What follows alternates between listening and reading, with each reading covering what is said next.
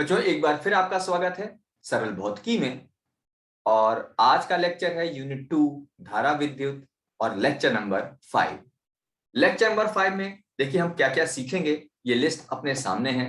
हम लोग सबसे पहले धारा घनत्व, फिर हम सीखेंगे धारा घनत्व, विशिष्ट प्रतिरोध और विद्युत क्षेत्र में संबंध। फिर हम सीखेंगे ताप का विशिष्ट प्रतिरोध पर क्या प्रभाव पड़ता है। फिर हम सीखेंगे कार्बन प्रतिरोध का वर्ण कोड और सबसे लास्ट में तार को खींचने पर उसके प्रतिरोध में परिवर्तन। तो आइए बिना समय व्यर्थ किए हुए शुरू करते हैं। सबसे पहले धारा घनत्व।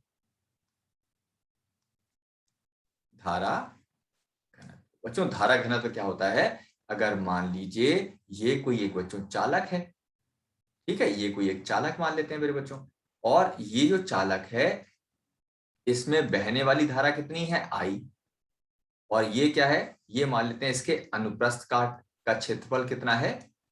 ए। तो धारा घनत्व क्या होता है, जिसको बच्चों जे से हम लोग प्रदर्शित करते हैं।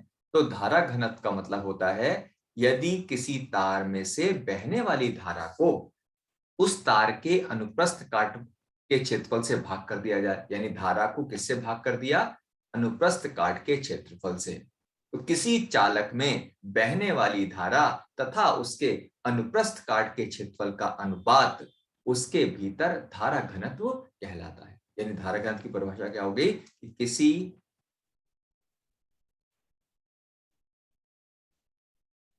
चालक के भीतर धारा घनत्व,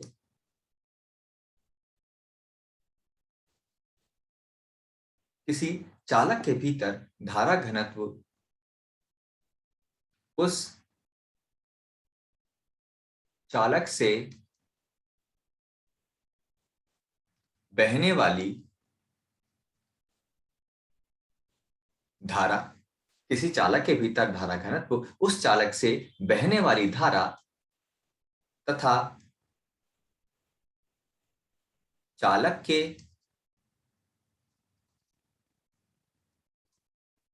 अनुप्रस्थ काट के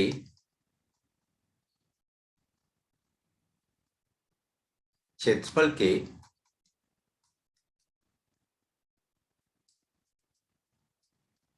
अनुपात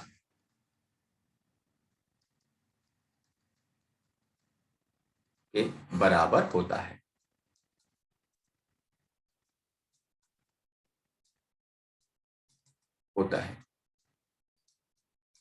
इसे जे से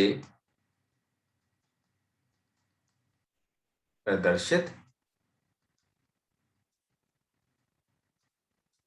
करते हैं। इसे जे से प्रदर्शित करते हैं। तो बच्चों जे का सूत्र ऊपर बना हुआ है, जे का सूत्र क्या हो गया? आई बटे ए। ठीक है, इसके साथ में ये भी सीख लेते हैं। इसका मात्रक, एम्पियर, धारा का मान ये तो हो गया एम्पियर हो गया बच्चों, ये तो हो गया एम्पियर। और क्षेत्रफल किसमें नापा जाता है? Metre square. तो मात्रक क्या हो गया? एम्पियर प्रति मीटर स्क्वायर। ठीक है। अच्छा, एक सबसे विशेष बात और सीखते हैं कि बच्चों ये तो धारा घनत्व होता है, धारा घनत्व एक कैसी राशि है? ये बहुत इंपॉर्टेंट क्वेश्चन है। सदिश राशि है। धारा घनत्व कैसी राशि होती है मेरे बच्चों? धारा घनत्व एक सदिश राशि होती है। और सदिश राशि होने का मतलब क्या हो जाएगा? धारा घनत्व एक सदिश राशि है। इसकी दिशा पता कैसी होती है? अगर मान लो बच्चों ये कोई भी एक चालक है, ये इसके अनुप्रस्थ काट का क्षेत्रफल है, बहने वाली धारा आई है, तो जो धारा घनत्व की बच्चों दिशा होती है वो इसके अनुप्रस्थ काट के क्षेत्रफल के लंबवत होती है। धारा की दिशा अनुप्रस्थ काट के क्षेत्र के लंबवत, यानी ये दिशा होगी, ये हो गई। ठीक, अगर मान लो कोई भी चालक इस तरह से होता,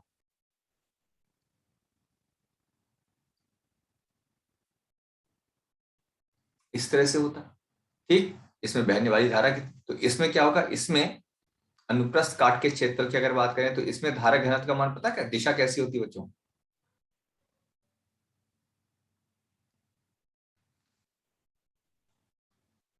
इसमें धारा घनत्व की जो बच्चों दिशा होती वो कुछ इस तरह से होती, इस तरह से। ठीक, तो धारा घनत्व एक सदिश राशि है जिसकी दिशा क्षेत्रफल अनुप्रस्थ काट के क्षेत्रफल के बच्चों लंबवत होती है। ठीक है बच्चों, चलो आगे शुरू करते हैं अपन। अब उसके बाद है धारा घनत्व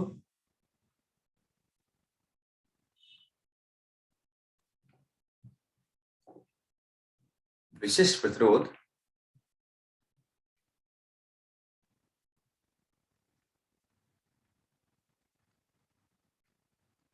यानी रो तथा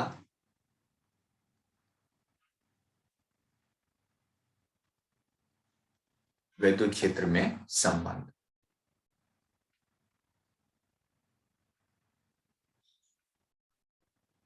ठीक है, या विद्युत क्षेत्र मतलब क्या हो गया, विद्युत क्षेत्र मतलब ई, इसमें संबंध निकालते हैं। ठीक है बच्चों, कैसे निकालेंगे देखो, बड़ा सिंपल सा रिलेशन है कि ये कोई अगर हम चालक मान लें, किसी चालक के,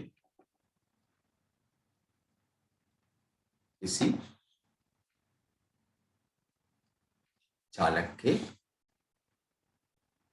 लिए, किसी चालक के लिए बच्चों धारा का मान पता है क्या होता है, धारा का मान आई बराबर क्या होता है, n e a v d. बच्चों मैं फिर एक बार बोलूंगा, अगर कोई बच्चा डायरेक्टली इसी से जुड़ चौथे वीडियो पांचवें वीडियो से देख रहा है तो आपको क्रम से पहले वीडियो से देखना शुरू करना है। और आपके सबको मालूम है आपके तिमाही एग्जाम भी होंगे, तो वहां पर क्या होगा, वहां पर अगर आप तैयारी कर लोगे तो आप अच्छे अंक ला सकते हो पढ़कर। आई बराबर n e a v d, परंतु वीडी का मान कितना होता है बच्चों, वीडी का मान होता है ई ई टाउ आर बटे एम। तो वीडी का मान उपरोक्त समीकरण में रखने पर, वीडी को क्या करेंगे बच्चों, ऊपर वाले समीकरण में रख दो आप। तो क्या हो जाएगा देखो, जो आई का मान है ना, ये जो देख रहे हो इसमें वीडी का मान रखा हम लोगों ने, तो आई बराबर क्या हो जाएगा, एन ई ए ऐसे ही रहा, लेकिन वीडी कितना हो जाएगा, ये आ जाएगा ई ई टाउ आर बटे एम। इसको थोड़ा सा अरेंज कर दो, एन ई स्क्वायर ए, एन ई स्क्वायर ए टाउ बार ई बटे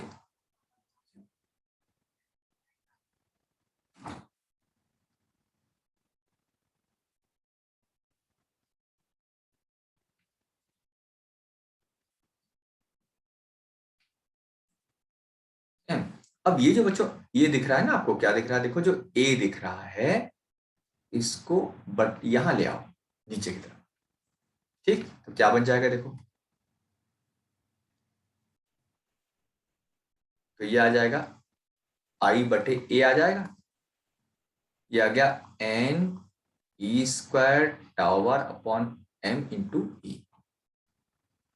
ठीक है बच्चों, अब देखो सबसे इंपॉर्टेंट और देखने वाली बात क्या है मेरे बच्चों, आई अपॉन ए, तो हम पहले सीख चुके हैं आई अपॉन ए क्या होता है मेरे बच्चों, आई अपॉन ए हो जाता है धारा घनत्व यानी जे। तो आई अपॉन ए तो क्या हो जाएगा जे, ये पूरी चीज हो जाएगी जे हो गई, तो जे इक्वल्स टू, और एन ई स्क्वायर टावर ये पता है क्या हो जाएगा, ये हो जाता है एक बटे रो। यहाँ ये क्या होगा, ये हो जाता है बच्चों रो का मतलब होता है विशिष्ट प्रतिरोध। लेक्चर नंबर 4 में मैंने डिटेल में बताया है, आप चाहो तो उसको पहले देख लेना बच्चों। तो ये हो गया रो, जे इक्वल्स टू 1 बटे रो, यानी रो मतलब विशिष्ट प्रतिरोध इंटू ई, अथवा ई बराबर क्या लिख सकते हैं, जे।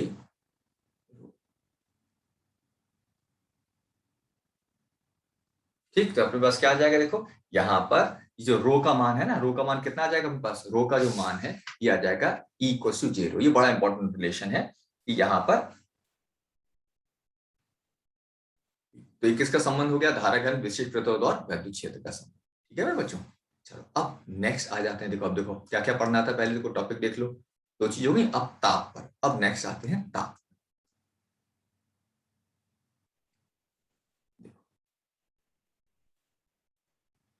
ताप का विशिष्ट प्रतिरोध पर प्रभाव। जरा इसको समझना मेरे बच्चों। ताप का विशिष्ट प्रतिरोध यानी इसका मतलब हमें जानना चाहते हैं कि अगर हम किसी चालक का प्रतिरोध बढ़ाएंगे तो उसके विशिष्ट प्रतिरोध पर क्या प्रभाव पड़ेगा। इसमें सबसे पहले बताया क्या सीखेंगे, हम सीखेंगे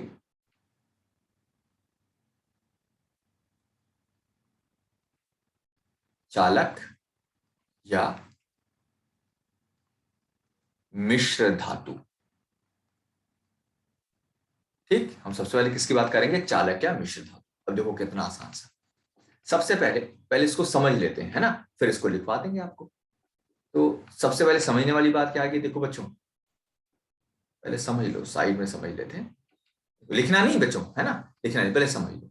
देखो बच्चों, जो ये होता है विशिष्ट प्रतिरोध, उसका सूत्र होता है m बटे n ई स्क्वायर टाउ बार।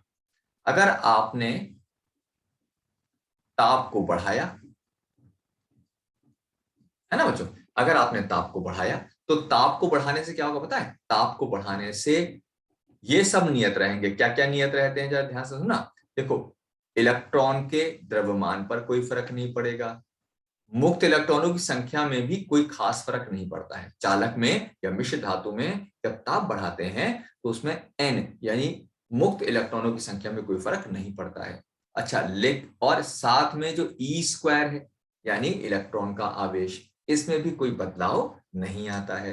यानी अगर आपने ताप बढ़ाया तो ना तो द्रव्यमान बदला, ना n बदला, यानी मुक्त इलेक्ट्रॉनों की संख्या घनत्व भी नहीं बदला, और मुक्त इलेक्ट्रॉन का आवेश भी नहीं बदला। लेकिन बचा कौन, बचा कौन, टाउ बार। टाउ बार का नाम क्या है मेरे बच्चों, भूलना नहीं, टाउ बार को बोलते हैं श्रांति काल। ये क्या है अपने पास, ये है श्रांति काल।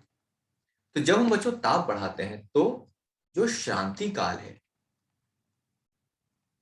क्योंकि जब ताप बढ़ाएंगे तो इलेक्ट्रॉन तेजी से चलेगा, जब इलेक्ट्रॉन तेज चलेगा तो जल्दी टकरा जाएगा, यानी दो टक्करों के बीच का समय घट जाता है, तो शांति काल घट जाएगा।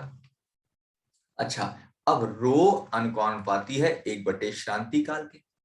जब श्रांति काल घट जाएगा तो रो का मान क्या होगा, बढ़ जाता है। यानी क्या निकला कि अगर हम चालक या मिश्र धातु का ताप बढ़ाएंगे तो उसका जो विशिष्ट प्रतिरोध है वो बढ़ जाएगा। अब इसी चीज को भाषा में कैसे लिखेंगे, देखो इसको भाषा में थोड़ा सा मैं महीन कर देता हूं उसको।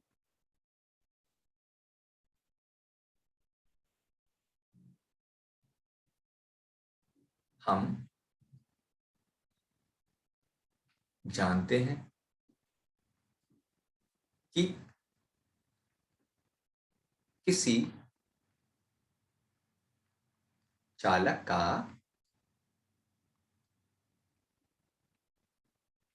विशिष्ट प्रतिरोध, किसी चालक का विशिष्ट प्रतिरोध रो बराबर क्या होगा, टाउ बार। यदि ताप को बढ़ाया जाए तो m n और e का मान लगभग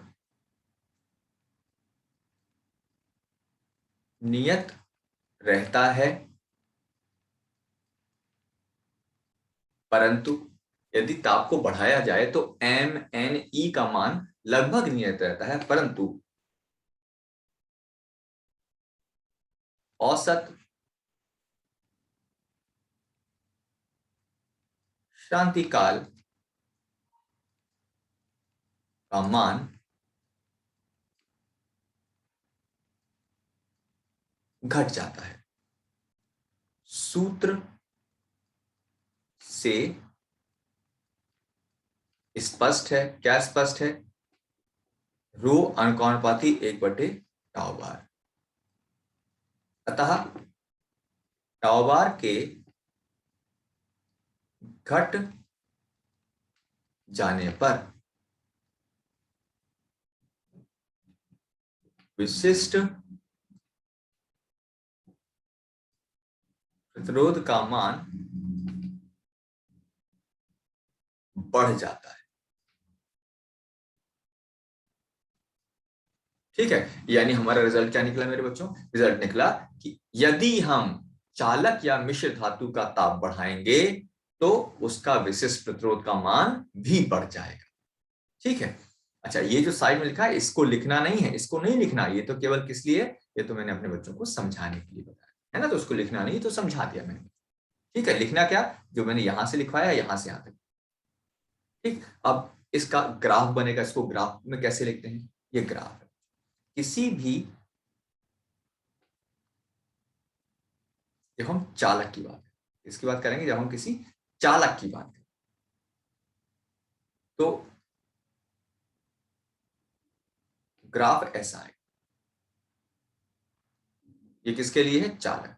चालक का मतलब क्या क्या, चालक का मतलब जैसे कॉपर हो गया, एल्यूमिनियम हो गया, है ना, आयरन हो गया, तो इन सब के लिए क्या होगा, इस तरह का ग्राफ आएगा। ये बोर्ड में आता है, आपसे कहा जाएगा किसी चालक के लिए कौन सा ग्राफ सही है, तो उसमें तीन चार ग्राफ बना दिए जाएंगे, तो उसमें सही कौन सा होगा, जो पहले वाला है। अच्छा, मिश्र धातु के लिए जो ग्राफ होता है वो थोड़ा अलग तरह का होता है बच्चों। ये किसके लिए है, मिश्र धातु। तो मिश्र धातु के लिए कैसा हो जाएगा, मिश्र धातु के लिए ये बिल्कुल सरल लिखा होता है। तो ये दोनों ग्राफ याद रखना मेरे बच्चों। ठीक है,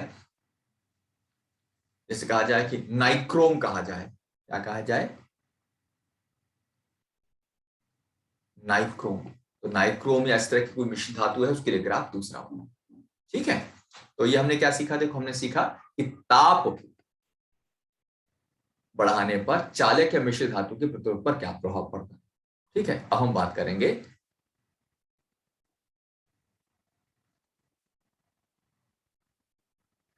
ताप बढ़ाने पर अर्ध चालक के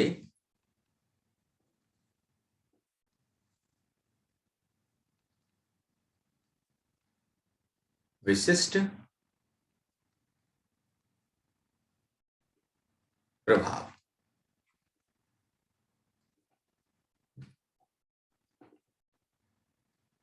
अब फिर से देखो, फिर समझ लो, देखो है ना, पहले समझते हैं फिर लिखेंगे इसको, है ना, पहले समझने वाला काम। फिर से देखो, फॉर्मूला क्या है, रो बराबर m बटे NE² टाउ बार। अब खास बात, जब हम ताप बढ़ाएंगे, ताप को क्या किया, बढ़ाया हमने,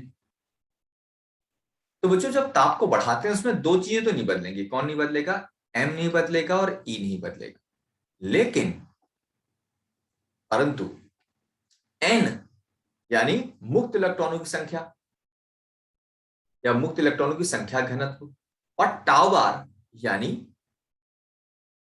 औसत श्रांति काल, इन दोनों का जो गुणनफल है ये क्या होगा, ये बढ़ जाता है, ये बढ़ जाता है। यानी ताप बढ़ाएंगे तो n और टाउ बार की जो गुणा है उसका मान पहले से ज्यादा हो जाएगा। और सूत्र से स्पष्ट है कि रो अनुपाती है n टाउ बार। जब n टाउ बार बढ़ जाएगा तो इसका मतलब रो का मान क्या हो जाएगा, अतः रो का मान क्या हो जाएगा, घट जाएगा। ठीक, अब इसी को भाषा में कैसे लिखेंगे, देखो सुनो,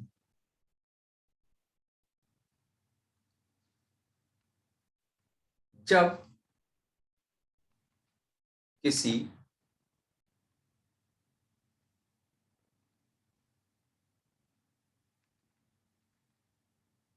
अर्धचालक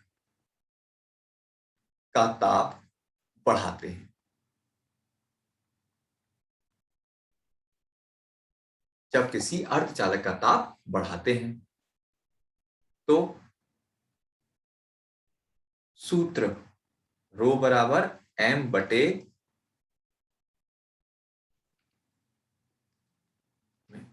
जब किसी अर्धचालक का ताप बढ़ाते हैं तो सूत्र रो बराबर m बटे NE² टाउ बार में m और E का मान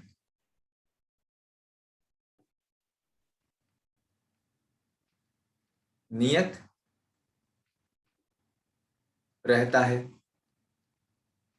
परंतु एन टाउ बार का मान, यानी दोनों की गुणा का मान बढ़ जाता है। क्योंकि, अच्छा ऐसा क्यों होता है ये भी सिखाता हूं।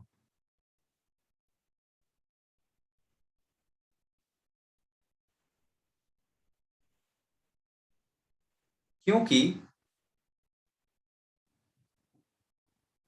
ताप बढ़ाने से संयोजी बंध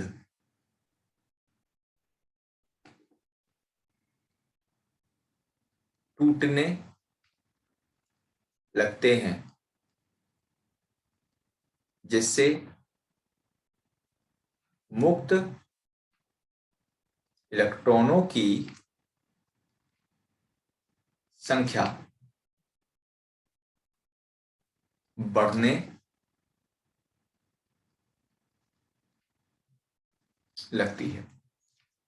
ताप बढ़ाने से अर्धचालक के संयोजी बंध टूटने लगते हैं, जिससे मुक्त इलेक्ट्रॉनों की संख्या बढ़ने लगती है। सूत्र से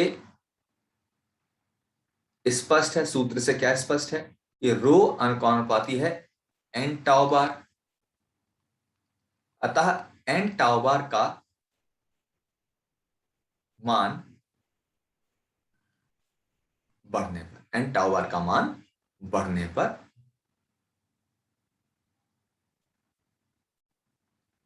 विशिष्ट प्रतिरोध का मान, अच्छा किसके, अर्धचालक की, किसकी बात हो रही है भूलना नहीं है, बढ़ने पर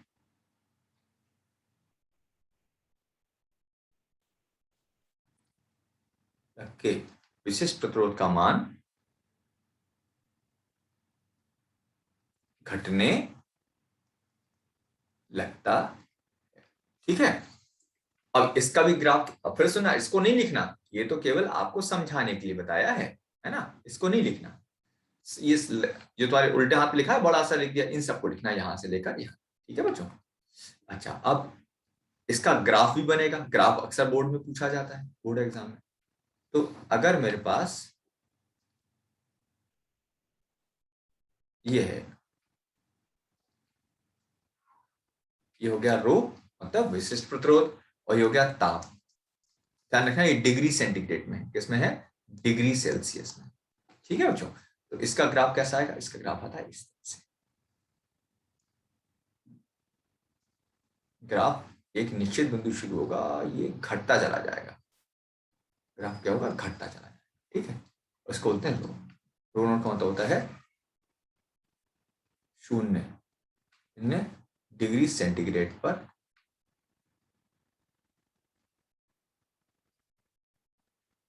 का मान। ठीक है बच्चों, चलो अब आगे शुरू किया जाए अभी। अब देखो हमने क्या क्या पढ़ लिया इसमें, सर पढ़ाई तो ढेर सारी कर ली।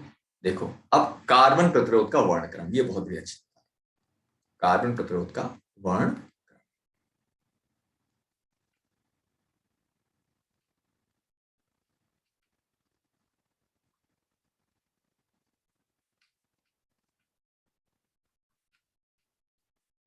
वर्ण, वर्ण क्रम बल्कि कोड बोलते हैं, वर्ण कोड। सबसे पहले कार्बन प्रतिरोध का वर्ण कोड का मतलब बच्चों क्या होता है। कार्बन प्रतिरोध जो होते हैं, चलो मैं थोड़ा सा दिखाता हूं मेरे बच्चों को कार्बन प्रतिरोध क्या होता है।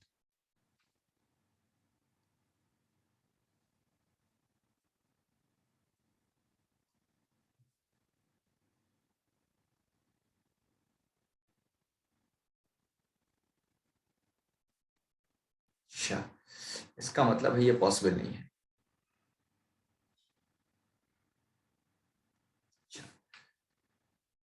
चलो मैं ऐसे ही बताता हूं फिर। कार्बन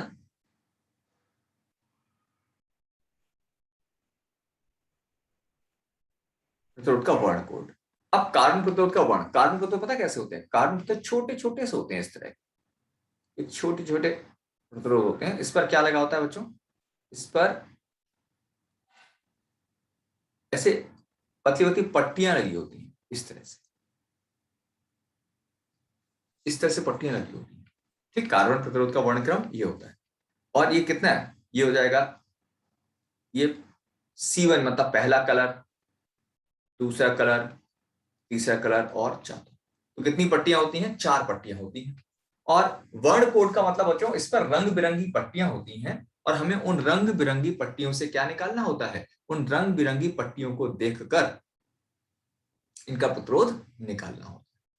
ठीक, तो अब कैसे करेंगे, देखो सुनो, कार्बन प्रतिरोध का वर्णक्रम कैसे निकाला जाता है ये सिखाता हूं। देखो, तो इसके लिए सबसे पहले क्या करना है, देखो सबसे पहले ये जो 3 रंग है, चौथी वाली जो पट्टी होती है, ये कैसी होगी, या तो ये होगी गोल्ड, या फिर होगी सिल्वर, या तो गोल्ड या फिर सिल्वर। गोल्ड का कलर जानते हो, सिल्वर। गोल्ड है तो याद रखना 5%, और सिल्वर है तो कैसी हो जाएगी 10%। अभी सब सिखाऊंगा, 1-2 मिनट तक तो लगेगा कि यार सर ने पता नहीं क्या पढ़ा दिया, कुछ समझ में नहीं आ रहा है, लेकिन थोड़ी देर में सब समझ में आएगा मेरे बच्चों, थोड़ा सा धैर्य रखना। अब देखो, अब यहां पर होता क्या है, यहां पर एक कलर का कोड याद रखना है। कलर का कोड क्या होता है, ये होता है, देखो, B B Great Britain very good wife. BB Roy, BB Roy of Great Britain है वेरी गुड वाइफ।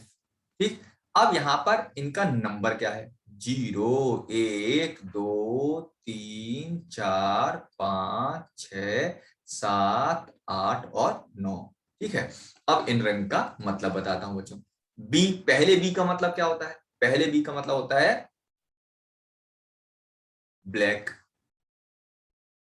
दूसरे बी का मतलब होता है ब्राउन, काला भूरा। आर का मतलब जानते हो आप, रेड। ओ का मतलब ऑरेंज। वाई का मतलब, ये रंगों के नाम है, येलो। ये क्या हो जाएगा, ग्रीन, ब्लू, वायलेट, ग्रे और व्हाइट। चलो, अब मैं अपने बच्चों को सिखाता हूं कि इन रंगों से हम इसको कैसे पहचानते हैं। बच्चों देखो, कभी भी हम प्रतिरोध का जब मान लिखते हैं ना, प्रतिरोधों का मान कैसे लिखते हैं, प्रतिरोधों का मान बड़ा सिंपल सा होता है। क्या होता है, पहले रंग का अंक, पहले क्या आएगा, पहले रंग का क्या आ जाएगा, इसका आ जाएगा अंक, लिखा जाता है C1, यानी पहला जो भी रंग होगा उसका अंक आएगा। ठीक, तो यहां पर यह आ गया C1 C2 C3। तो C1 का क्या आता है, अंक। दूसरे कलर का भी क्या आएगा, अंक। और तीसरे कलर की आती है 10 की घात। अभी मुझे मालूम है मेरे बच्चों को कम समझ में आया होगा, आप देखो सब कुछ तुम्हें समझ में आने वाला है। चलो शुरू करते हैं। जैसे उदाहरण, पहले उदाहरण से अभी देखो सब कुछ समझ में आ जाएगा मेरे बच्चों को। ये मान लो मैंने कार्बन प्रतिरोध बना दिया, ये ठीक है, और इसमें मान लेते हैं ये वाली जो लाइन है, ये तो मान लेते हैं गोल्डन, गोल्ड या गोल्डन कलर, ठीक है बच्चों। और इसमें पहले वाली जो लाइन है, दूसरी वाली लाइन, तीसरी।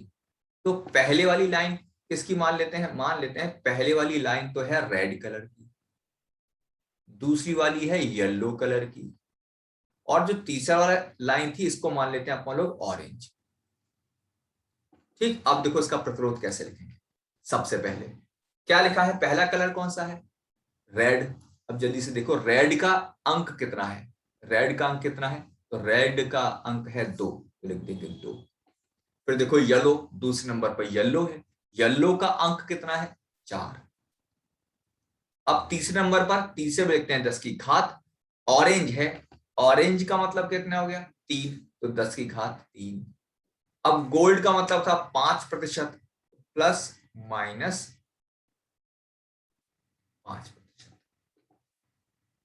ठीक, ऐसे ही और एक प्रश्न करते हैं, देखो। अब जैसे मान लिया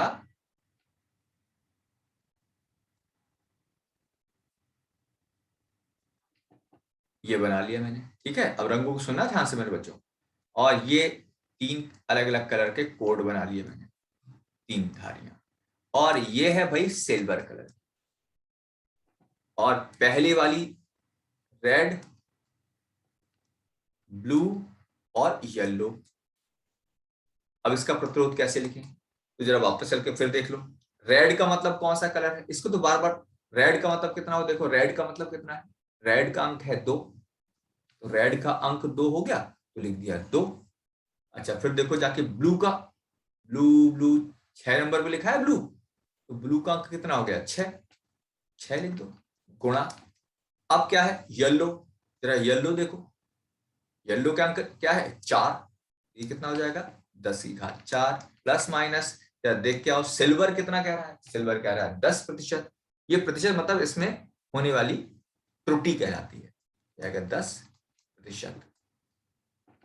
ठीक, चलो तो एक क्वेश्चन और किया जाए, चलो एक क्वेश्चन और करते हैं अपन लोग, ठीक है एक क्वेश्चन और यहीं पे करते हैं, चलो एक क्वेश्चन और करते हैं, चलो एक और प्रतिरोध बनाते हैं, चलो